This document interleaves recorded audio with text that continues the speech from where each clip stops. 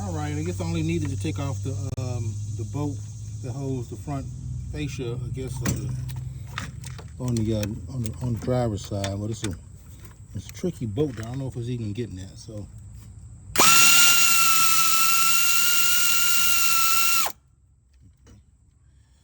Okay, let me see. What is the magnet? Try not to drop it.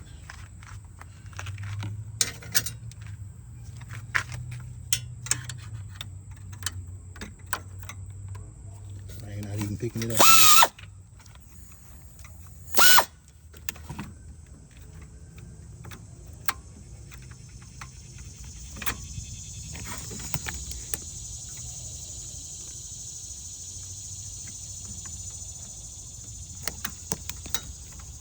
I didn't drop it.